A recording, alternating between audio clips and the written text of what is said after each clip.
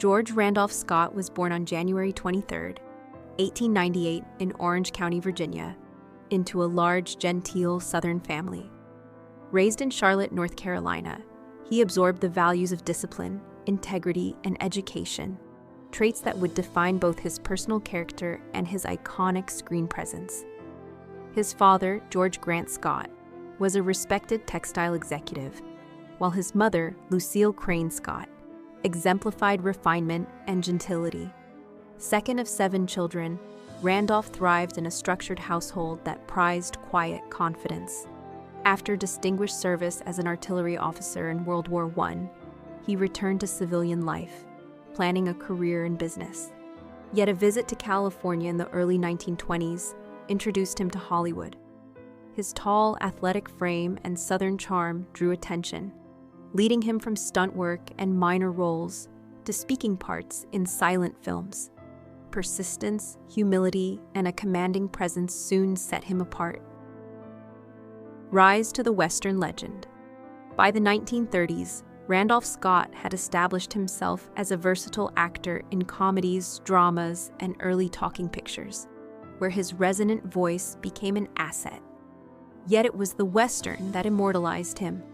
Films like The Last of the Mohicans, 1936, Western Union, 1941, and The Desperado, 1943, cemented his reputation as the stoic, honorable cowboy. Unlike many contemporaries, Scott avoided Hollywood excess, maintaining professionalism and composure. His collaboration with director Bud Boetticher in the 1950s produced some of the finest westerns ever made: 7 Men from Now, 1956, Ride Lonesome, 1959, and Comanche Station, 1960. These films portrayed men haunted by the past, struggling with morality, and facing the frontier's unforgiving challenges. With a career climax in Ride the High Country, 1962, Scott gracefully exited Hollywood, leaving the screen at his peak while investing wisely in real estate, securing financial independence without sacrificing dignity. Marriages and family life. Scott's personal life reflected his refined character. In 1936, he married Marion DuPont, a woman of industrial wealth and equestrian distinction. Their worlds differed sharply. Scott's rising Hollywood career contrasted with Marion's East Coast social and horse breeding life, and the marriage ended amicably in 1939. Marion retained his surname until her death in 1983, a gesture that hinted at respect or fondness. In 1944, Scott married Patricia Stillman, a 21-year younger actress who devoted herself to family life.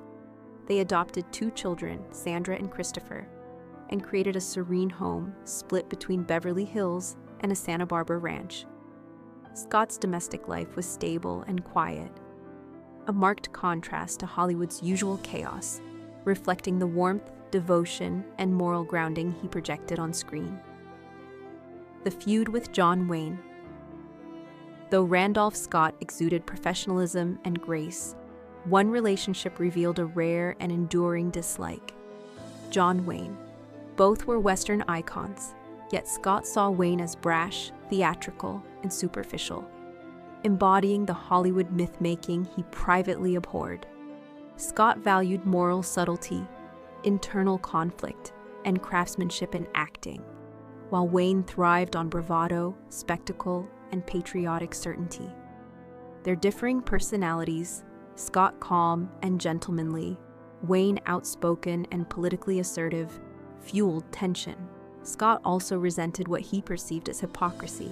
Wayne avoided military service during World War II, yet portrayed fearless heroes on screen. Scott never publicly attacked Wayne, respecting his success, but privately dismissing him.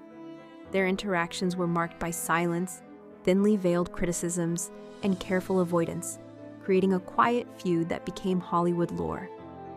John Wayne was the last man I'd ride the range with, Scott said with finality.